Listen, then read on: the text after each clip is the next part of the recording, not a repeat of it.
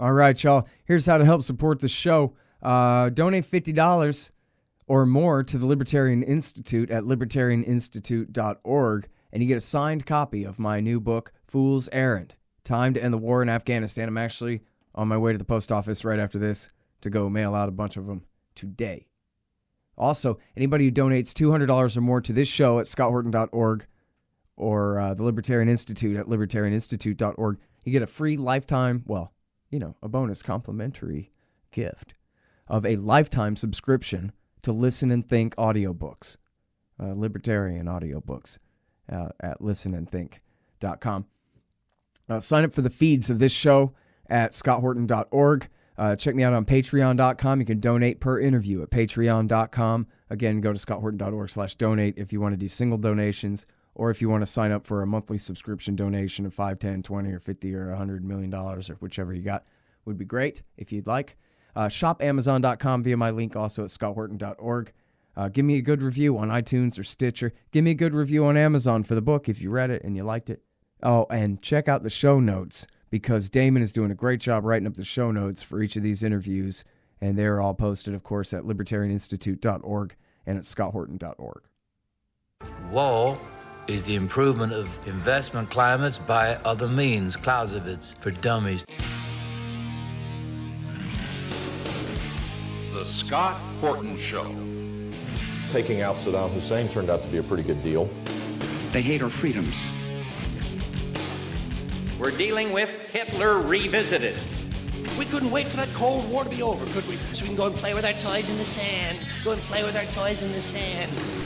No nation could preserve its freedom in the midst of continual warfare. Today, I authorize the Armed Forces of the United States to begin military action in Libya. That action has now begun. When the president does it, that means that it is not illegal.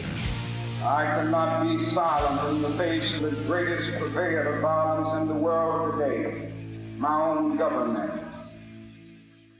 All right, you guys, introducing our friend Jason Ditz. He is the managing news editor of antiwar.com. That's news.antiwar.com. Welcome back to the show, Jason. How you doing? I'm doing good, Scott. Thanks for having me. Good. Very happy to have you here. So listen, there's so much going on, but one of the things is the war in Syria. And my problem is I'm way behind. So I was wondering if, we could more or less break it into East or West Syria and the war against Islamic State in the East. And then, of course, there's the YPG, SDF, Kurdish faction backed by the Americans. And then over in the West, you have Iran and Hezbollah and the Syrian army and the Russians fighting against the Al-Qaeda guys over there in the Idlib province and all these things. And I was just wondering if you could tell us everything you know about basically who's who and where are they and how many Marines and what the hell is going on over there now, please, sir. Well, the how many as far as U.S. troops go, we unfortunately don't know, because President Trump's been very clear about keeping that sort of thing secret these days, and the Pentagon got so tired of being challenged when they flat out lied to us about troop levels that they just announced they're not going to make troop levels public anymore. So we don't know how many U.S. troops are involved at this point. What we do know is the big things going on right now. The Kurds are still attacking Raqqa, which has been ISIS's capital city. The U.S. has been bombing the city to try to help the Kurds, which has been killing a huge number of civilians, according to reports from everybody except the Pentagon, because the Pentagon's official metrics are that almost nobody's getting killed. But in the last few days, the Kurds made a gain into another residential neighborhood, which allowed some of the surviving civilians to flee. And they've told stories of, their apartment complexes being brought down on their heads by U.S. airstrikes and losing their entire family to an airstrike, or trying to dig out relatives that are buried underneath a building that got hit. So it's pretty clear that there's a huge civilian cost to the U.S. air war. Now, further to the west in Idlib, Al Qaeda's Well, actually, Nusra hang Front. on 1 second. I'm sorry, but let's stick with the east for a second here. Now, how much of Raqqa is occupied now by the SDF, or is it still just encircled and pummeled with artillery, or what do you know about the situation there? They haven't given a percentage lately. It sounds like it's about 3/4 from what I gather. Okay, so the Because they Islamic were State, that's and is Raqqa city itself the last territory they hold, or they hold more of the countryside still? Oh, ISIS still holds substantial territory further to the east in Deir ez-Zor province. They've got a lot of cities, and the U.S. Between Raqqa and the border with Iraq, you mean? Right, and the U.S. has talked about Al-Mayadin's probably going to be the next ISIS capital, and there are so many cities in Deir ez-Zor that it's probably just going to be a case of going from this is ISIS's capital today to this is ISIS's capital, and it's probably going to take quite a while before they get all these different towns and cities around, mostly along the Euphrates River. And which all different powers are fighting against the Islamic State there at this time? I guess if you could, maybe starting with the American-backed Kurdish troops there. Right, you have the American-backed Kurdish troops. They're mostly fighting in Raqqa. Some of them are in northern Deir ez-Zor and kind of along the border between Deir ez-Zor and Hasakeh, which is where the Kurdish territory is. You've also got the Shiite militias coming out of Iraq trying to get into Syria across the border. You've got the Syrian military backed by Hezbollah, backed by Shiite militias that are in Syria and backed by Russia, coming into southern Deir ez-Zor and trying to take the main highway into the provincial capital.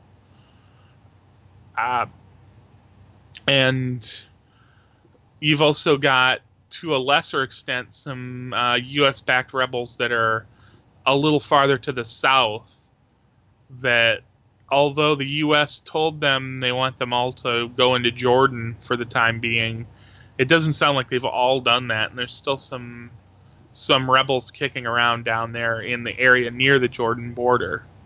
Mm-hmm. And then, so now where all exactly are the lines then? I mean, I know it's difficult on the radio, but more or less, so in the east of the country, what's the presence of the Syrian Arab Army and or their allies, the Iranians or Hezbollah or anybody else?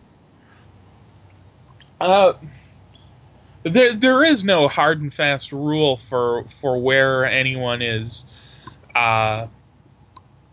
territory stops. The Kurds have tried to establish the Euphrates River as the future boundary. They're saying, well, we're going to take all the ISIS territory north of the river, and the Syrian army can have everything south of the river.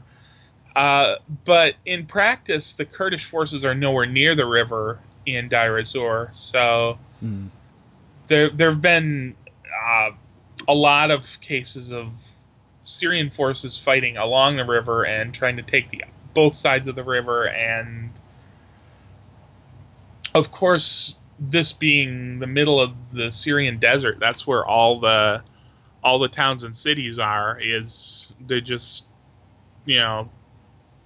everything's on the river, and there's if you look at it in a satellite, it's really an interesting place because the shores of the river are all green and lush, and there's farms and everything, and then you go about 10-15 miles out and it's just desert. All right, now, so well, geez, man, I'm not sure. I got too many different follow-up questions. I'm not sure which to ask in which order. I guess I'm really curious about the strength of the SDF, which I gather is almost entirely the Kurdish YPG forces there. And I guess what you think, your best estimation of what their goals are compared to American goals in using them.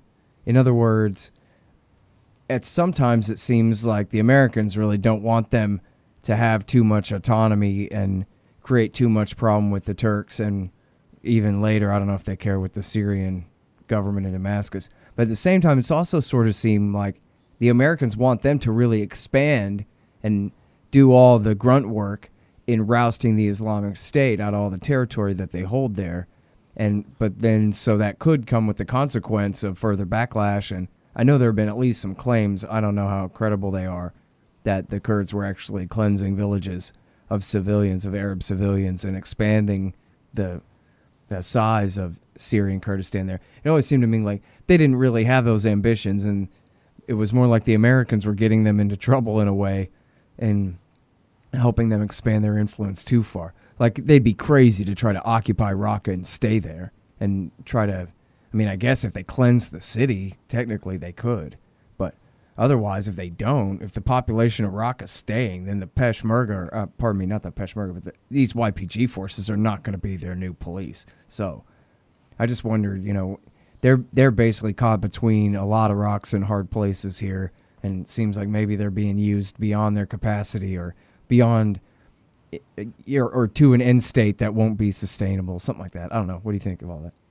Yeah, definitely. They're being pushed a lot farther than what they can practically hold. And I think the U.S. is promising them a lot of military support, air support, ever-growing amounts of aid that has some of the YPG commanders thinking, oh, yeah, we can take all this territory. We can take Raqqa. We can take everything this side of the Euphrates River, which in Deir ez-Zor is mostly empty territory. So technically they could probably take most of it if they really wanted to.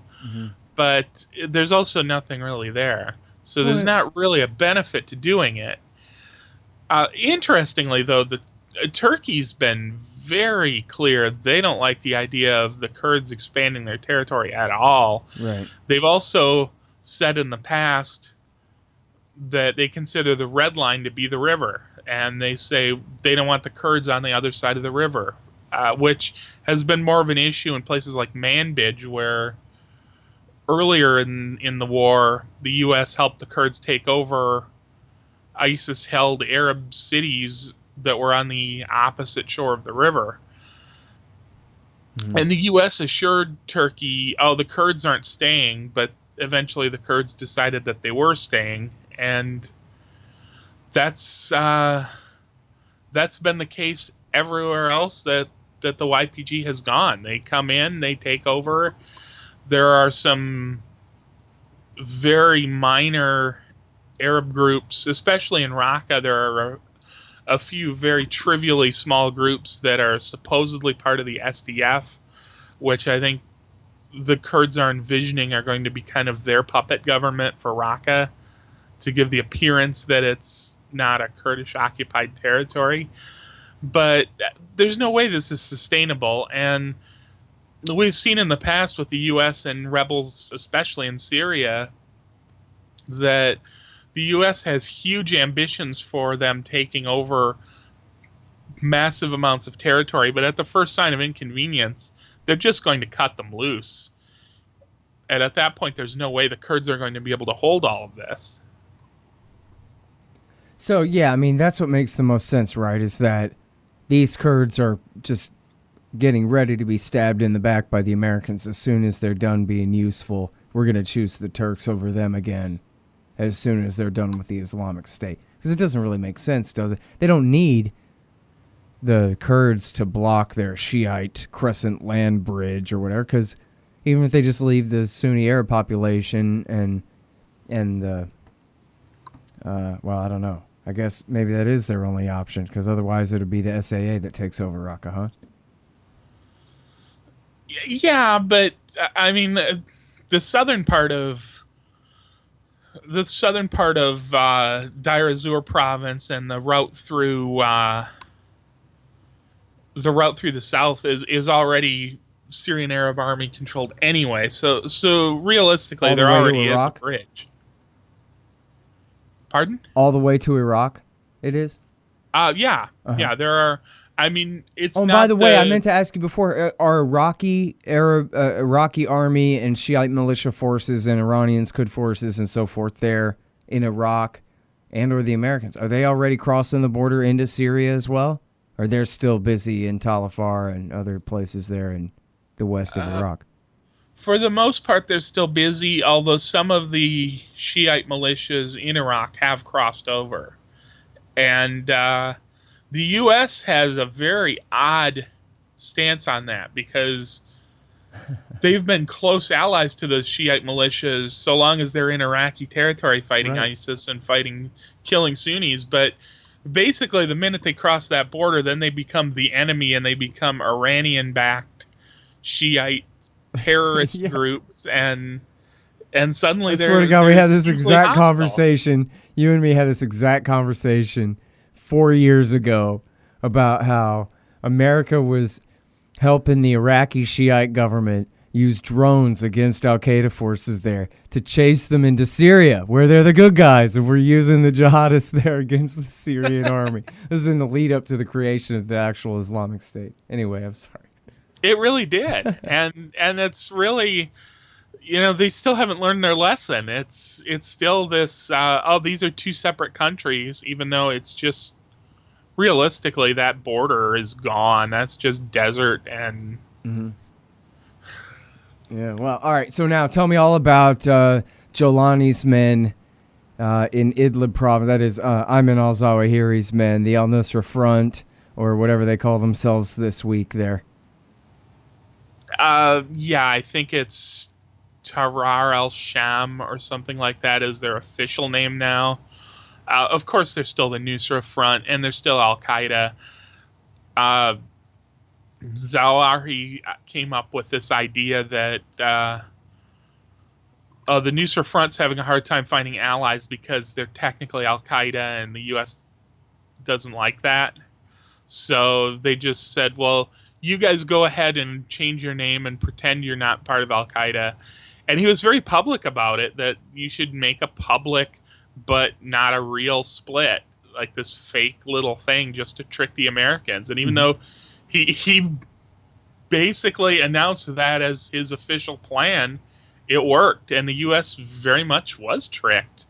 So when Nusra started taking heavy losses in Aleppo, all of a sudden the U.S. was like, oh, these poor Nusra fighters, these brave rebels, are victims of the Russians and the Syrian government. Yeah. Well, I don't know how tricked they were. They sure wanted to use that narrative that these are moderate guys, and they changed their name. They didn't renounce their ties to Ayman al-Zawahiri, but they did change their name, and that's good enough for us guys. Right, and it they was have pretty cynical, though, I think. It was very cynical, and they have territory in Idlib, but it's a shrinking territory. They've lost a lot of ground to rival rebels. They tried to launch a major offensive right after the most recent Astana peace talks in Kazakhstan. They're very against the peace talks, and they've publicly said any of the rebel groups that participate in the peace talks or agree to any ceasefires, they consider them traitors to the cause, and they consider them collaborators. So they launched a major offensive out of Idlib into Hama province against government territory, sustained just huge losses. The Russian government claims something in the realm of 450 Nusra fighters were killed in a couple of days span, and they were there was a lot of questioning of whether that number was accurate, but since then we've seen Nusra very much on the defensive everywhere else, so it seems like they did sustain some pretty heavy losses and don't exactly have a wealth of fighters to draw from anymore. We've even seen ISIS in Hama province, which is barely existent anymore, taking some Nusra villages just because Nusra can't defend them anymore. And now we have Turkey having sent troops this week into Idlib as part of the Astana deal to try to create this de-escalation zone to keep the rebels and the government from fighting, with the hopes that it'll eventually lead to some sort of peace talks, which it seemed like a few Hey, I weeks thought ago, you were going to say to outright take the side of Al Qaeda on the ground there, so that's pretty good, I guess. right, and a few weeks ago, it would have seemed preposterous for Turkey to send troops in there because of how powerful Al Qaeda was, and Turkey's had kind of an on-again, off-again relationship with Nusra, but more recently it's been not great.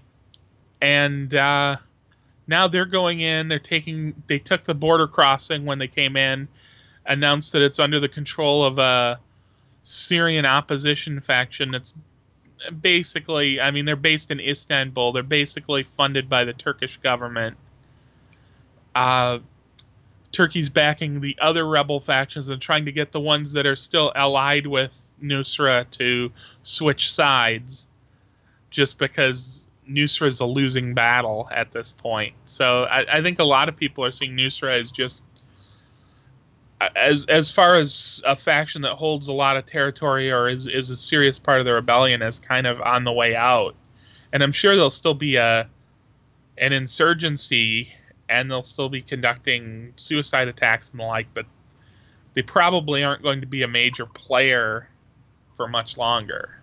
All right, hang on just 1 second. Hey, guys, check out the new book, No Dev, No Ops, No IT. It's by Hussein Badakhshani. It's all about how to run your IT business like a libertarian. No Dev, No Ops, No IT. Check out The War State by Mike Swanson on Amazon.com. The War State, a history of the early military-industrial complex after World War II. And also check out his investment advice at wallstreetwindow.com, wallstreetwindow.com. Buy your metals through Roberts & Roberts Brokerage Inc., rrbi.co, rrbi.co. Get your anti-government propaganda from libertystickers.com. Get your book edited at 3tediting.com. Oh, hey, and you guys have seen foolserrand.us, that really great site? Well, you can get your site looking good like that at expanddesigns.com/Scott. Well, I know I'm a broken record about this, but it seems like really bad news, Jason, and that is that this policy, never even mind Bush's insane policy in Iraq War II. I mean, what was then called the Islamic State in Iraq, or Al-Qaeda in Iraq, they were just almost a completely decimated force by, 2009, 10, etc. And then Obama came in and just gave them this whole new giant battlefield. I mean, after all, the war would have been over in no time if Obama had simply told all the allies, we are not doing this, and we means you, forget it. Then Assad would have just won, and that would have just been it by, the end of 2011 or something. And that would have been that. And yet they prolonged this thing, and they expanded this war and created this giant crisis. And it ended up leading to this, really a power split, but in a way, a loyalty and a doctrinal split, in effect, where Jolani sided with the boss, Zawahiri, and said just keep fighting and keep winning and keep spreading chaos, basically. Whereas Baghdadi said, nope, I don't want to take orders from you anymore. I want to go ahead and create my caliphate now, which gets right to the exact heart of the whole debate in Al-Qaeda in the 1990s about attacking the United States. That you have to get rid of the far enemy first. Because if you try to do a local revolution now, the Americans will come and bomb it off the face of the earth. And back then, there were only 400 of these guys, and there were dictators that ruled everything in all directions, and so there was no danger really of revolution anywhere by these guys anyway. But then Bush gives them, lawlessness in Western Iraq. Then Obama gives them the lawless territory in not just Eastern, but so much of the land of Syria that led to then the rise of the actual place, not just the group, the actual place, the Islamic State. Wait, I'm going somewhere with this, everybody.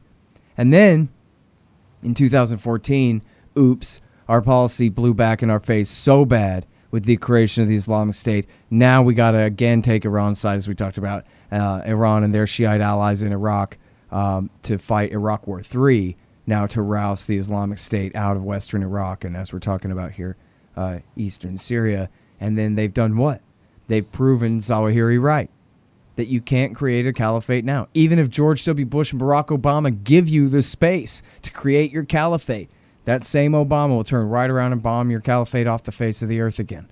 And so What's the lesson then if you're one of these terrorists? Other than they've got to keep attacking us till we either finally back off or create such a crisis, I don't know, say overthrowing the Shiite Ayatollah mullah dictatorship in Iran for them, something like that, make matters so much worse that it finally completely destroys our empire and leaves the field that much more fertile for their revolution when we're finally done and no longer a threat to bomb them. So here we are again with our government continuing, Bush, Obama, and now into Trump, still basically reading from our enemy's script and doing what they want. You know, we're talking about this an hour after Trump just finished announcing he wouldn't, recertify the Iran deal and is ratcheting up tensions with Zawahiri's enemy, the Ayatollah. And so, man, ain't that a hell of a thing, to see that.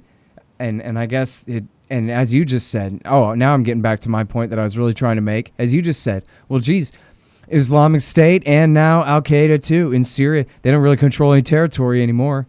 So what does that mean? It means they go home to wherever they're from. This is the problem where we got Al-Qaeda the last time, was they came home from the war in the 80s in Afghanistan. And this is where we got our problems in Libya and Syria, where these were guys who came home from Iraq War II and spread the revolutions to Libya and Syria, where then Obama took their side. So now what's going to happen is Obama, it seems like just on the face of it, that he's given them that much more reason to forget their local jihads and again refocus on attacking Americans in America. Oh, absolutely. And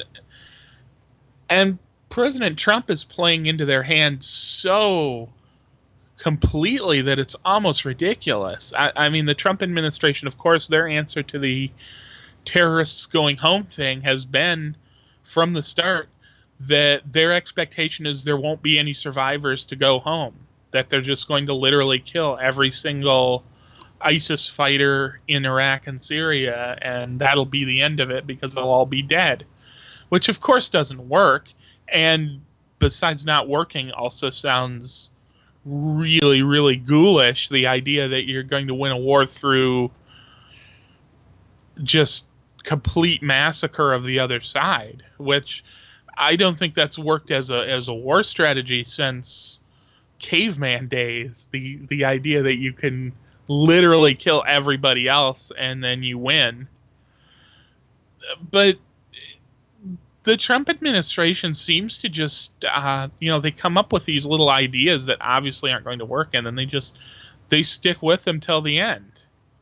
And, once the blowback happens, then they're going to obviously have to come up with some other narrative for why it happened and react with more military action. But I think you're right. They're just going to keep making this a more fertile ground for Al-Qaeda, for ISIS, for what other factions end up coming along in the wake of these wars. Mm-hmm. And we are just an hour or so out of the Iran speech, where it's incredible. I mean, Trump basically tried to blame Iran for 9/11. And he accused Iran of backing Al-Qaeda. God, I heard him accuse them of doing the Khobar attack and then even the embassies, but he accused them of doing 9/11 too? Well, he accused them of supporting the 9/11 attackers in the lead up to 9/11. Oh my and God. When he listed Islamist groups that Iran is supporting, Al-Qaeda came first, and then it was like Hezbollah, Hamas.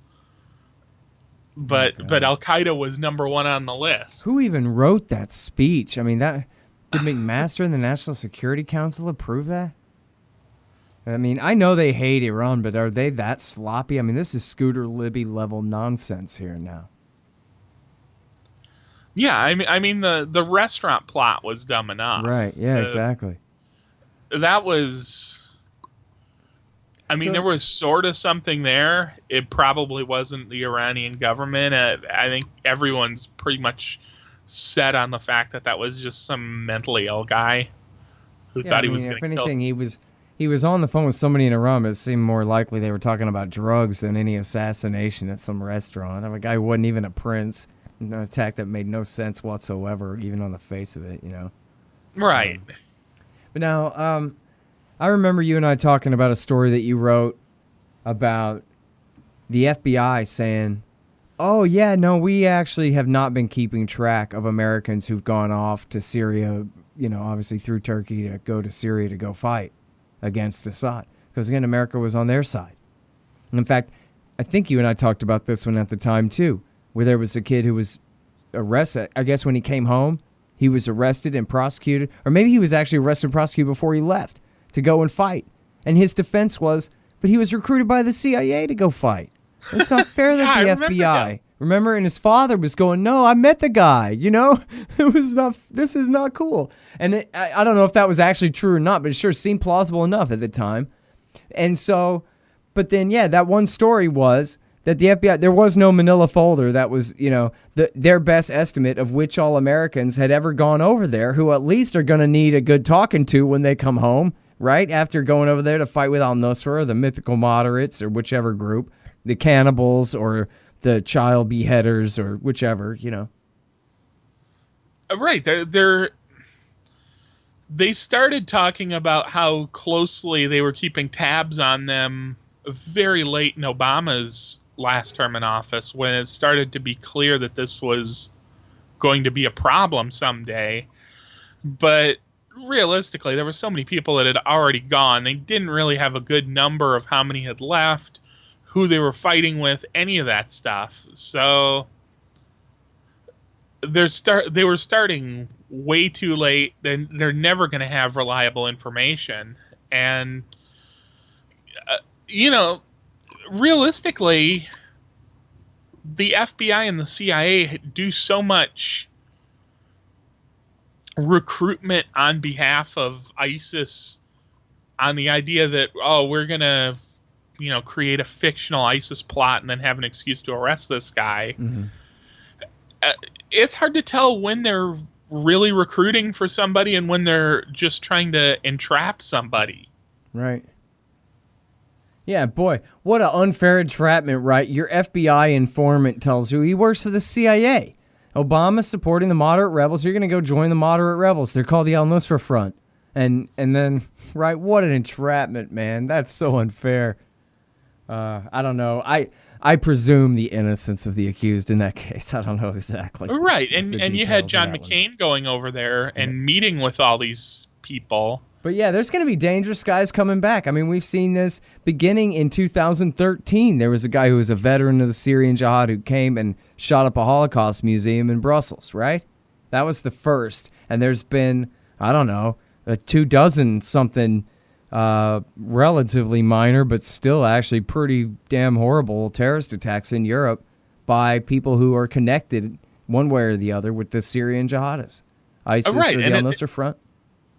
It's going to be much worse in Western Europe because countries like France were very clear that there's we have several thousand people that left to go to Syria. And we're really concerned about what's going to happen when they come back. But realistically, what is going to happen when they come back is they're going to have a lot more connections to international terrorism, and they're all going to have a bunch of training that they got in Syria on how to carry out these attacks. Man. I mean, and that was the thing, is we saw this all along where the guys trained, the Southern Force and, in the train in Turkey and whatever different groups trained by the American military and CIA would then go off and join the al-Nusra Front or ISIS. So it wasn't direct support for ISIS, but might as well have been. In fact, just as Hillary Clinton said, the famous clip, that in essence, she says correctly, that to support the so-called revolution, the rebel side, the Al-Qaeda side in the Civil War, is to, in effect, back Al-Qaeda.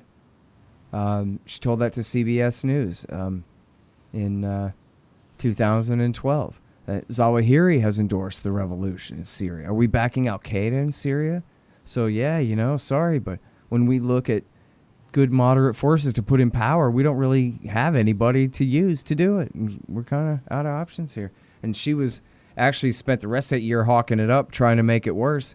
But at least in that case, defending the president's position from the CBS reporter, she said the plain truth, that this ultimately is a war for the al-Nusra Front. Right, and it took a while for Obama to start admitting as much, but he eventually started conceding that there never really was a moderate force, that this idea that you were going to create an army out of doctors and lawyers and bakers, and then suddenly they're going to conquer Syria for us, that was never realistic. So all these weapons that the CIA spent many years funneling into Syria, I mean, some of them ended up in the hands of small factions, but most of them ended up with ISIS or Nusra. Yeah. All right, man. Well, listen, I won't keep you any longer, but I really appreciate you coming on the show. It's always bad news. It sounds like the war's almost over, but not yet. But it's been too long since we've spoken. Very happy to have you back. Yeah. Thank you for having me. All right. Good deal. Thanks, Jason. All right, you guys. The great Jason Ditz, news.antiwar.com. I mean, he writes 10 articles a day or something. They're just great. He's on top of everything in the world for you there. News.antiwar.com. And, of course, just, all your top headlines there at antiwar.com on the front page. And that's on Iran, Syria, Yemen, Afghanistan, everything. The great Jason Ditz, news.antiwar.com. I'm Scott Horton, so here's my stuff. ScottHorton.org for 4,500 something interviews. I'm going to be gone for a week, so you might want to catch up. There's 4,500 interviews for you to catch up on. ScottHorton.org/interviews. My institute, well, you can find that at libertarianinstitute.org. I'm on Twitter at Scott Horton Show, and I wrote a book, Fool's Errand, Time to End the War in Afghanistan. You can find that on Amazon.com and at foolserrand.us. Foolserrand.us. Buy my book. Ron Paul says it's good. Okay, thank you guys very much. Appreciate it. Bye.